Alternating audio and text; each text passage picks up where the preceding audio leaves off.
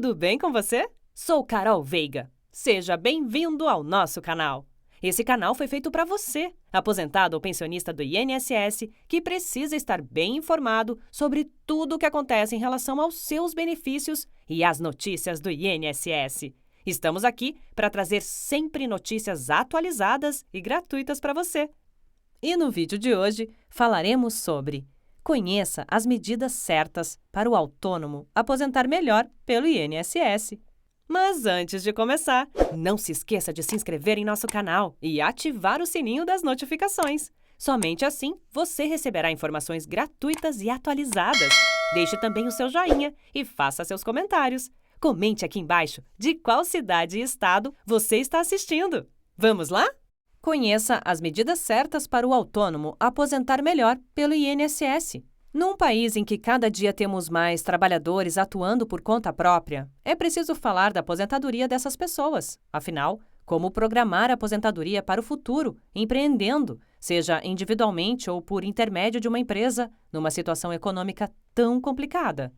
Mas aí que a importância do planejamento da aposentadoria ganha ainda mais relevância. É o planejamento da aposentadoria que vai permitir que você consiga obter a melhor aposentadoria possível, sem perder dinheiro fazendo contribuições de maneira errada, menores ou maiores do que as necessárias para o seu caso. Hoje, vou explicar como planejar a aposentadoria daquele que exerce uma atividade remunerada assumindo os riscos da atividade, os chamados contribuintes individuais. Quem é considerado contribuinte individual? A lista de segurados da Previdência Social que são considerados contribuintes individuais é extensa, mas vamos a eles. 1. Pessoa física, que explora atividades agropecuária, excluídos os segurados especiais. 2. A pessoa física, que explora atividade de extração mineral. 3. Ministro de confissão religiosa.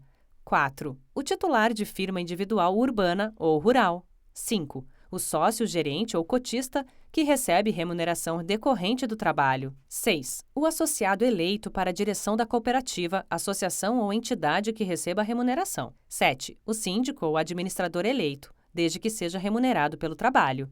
8. A pessoa física que exerce por conta própria atividade econômica.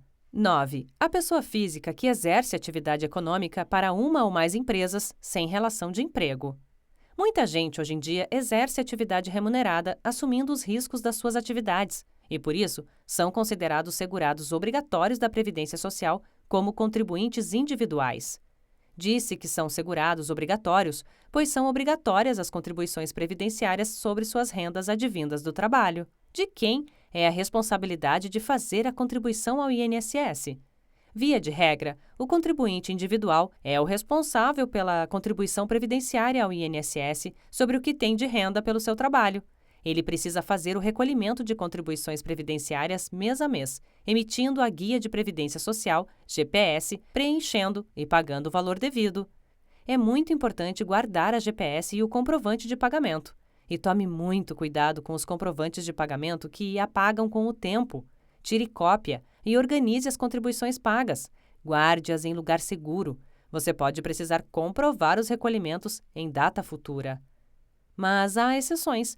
O contribuinte individual que presta serviços a empresas ou às cooperativas de trabalho não é mais o responsável pela contribuição previdenciária desde o mês de abril de 2003. A partir de então, são as empresas tomadoras de serviços que são obrigadas a reter do pagamento feito ao contribuinte individual o valor devido ao INSS e fazer o repasse. Isso é muito importante que você saiba, pois se não tiver havido recolhimento previdenciário neste caso, você não poderá ser prejudicado quando quiser se aposentar, ou caso precise de um benefício previdenciário como o benefício por incapacidade temporária ou aposentadoria por incapacidade permanente, os antigos auxílio-doença ou aposentadoria por invalidez. Como o planejamento previdenciário pode ajudar o contribuinte individual?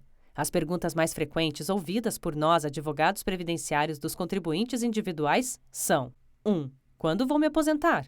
2. Por quanto tempo ainda devo continuar contribuindo até ter direito a uma aposentadoria? 3. Quanto vou receber de aposentadoria? 4. Posso fazer recolhimentos referentes a anos que deixei de contribuir no passado? 5. Como fazer as contribuições de períodos que não recolhi no passado? 6. Qual o meu proveito econômico se eu fizer os recolhimentos em atraso numa possível aposentadoria? Para todas as respostas às perguntas mais comuns dos contribuintes individuais, é necessário um planejamento previdenciário, e vou demonstrar o porquê. Somente com o planejamento previdenciário é possível avaliar a sua situação de maneira individualizada, levando-se em conta o período de contribuição e carência que você possui, a sua idade e a atividade profissional. É a partir de informações como essas que se avalia a possibilidade e viabilidade de cada um dos tipos possíveis de aposentadoria. São várias regras de transição e transitórias vigentes atualmente, mas a análise precisa ser também das regras de aposentadoria que já não estão mais vigentes hoje, pois você pode ter direito adquirido a elas. Quanto ao valor da aposentadoria, ela depende de vários fatores, como o número de contribuições que você realizou, e se você pode e se vai valer a pena fazer contribuições de períodos retroativos. Além disso, para chegar ao valor da sua aposentadoria, é preciso saber sobre quais valores você fez contribuições durante a sua vida e fazer as simulações de cálculo em cada tipo de aposentadoria possível para você. De que adianta ficar contribuindo para o INSS de forma errada, em valores maiores ou menores do que os corretos, ou fazer recolhimentos ou indenizações de períodos pretéritos, se ao final o seu retorno de investimento não for interessante? Fora isso, e só para que você não tenha mais dúvidas sobre a importância de planejar a sua aposentadoria antes de ir ao INSS para pedi-la, preciso te dizer que com o planejamento você deixa toda a documentação preparada para o dia que for se aposentar. Isso pode fazer você ganhar meses e até anos. Como é feito o planejamento previdenciário? A primeira coisa que se faz para ter um planejamento de aposentadoria é avaliar e conhecer de forma completa a vida profissional.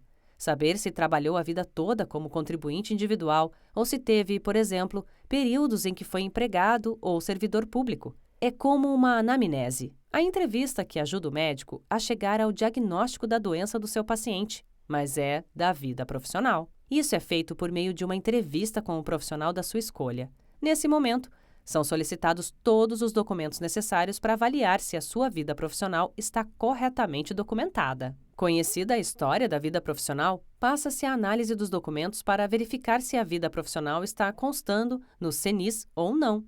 Sempre há tempos escondidos. Chamamos assim tempos que não serão considerados pelo INSS em razão de não estarem documentados no CNIS ou não estarem documentados da maneira correta.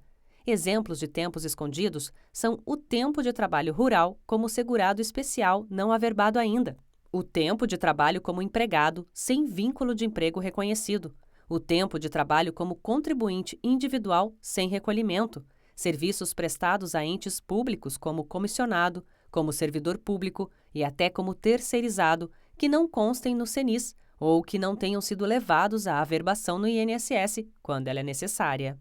São documentos essenciais para uma análise completa da vida de trabalho de alguém. Os seguintes documentos: CNIS, Cadastro Nacional de Informações Sociais, Carteira de Trabalho, Guias de Recolhimento de INSS, CTC, DTC, que são aquelas certidões ou declarações de tempo de contribuição prestados aos entes públicos, certidão de tempo militar se teve prestação de serviço militar, PPP e LT-CAT, que são os documentos que comprovam trabalho em condições especiais, imposto de renda, declaração de impostos de renda, CNPJ e contrato social de empresas que tenha ou que tenha tido, contratos de prestação de serviços a empresas como pessoa física, RPA, recibos de pagamentos autônomos, documentos que comprovem atividade rural em regime de economia familiar, caso tenha sido segurado especial, outros documentos que provem atividade remunerada.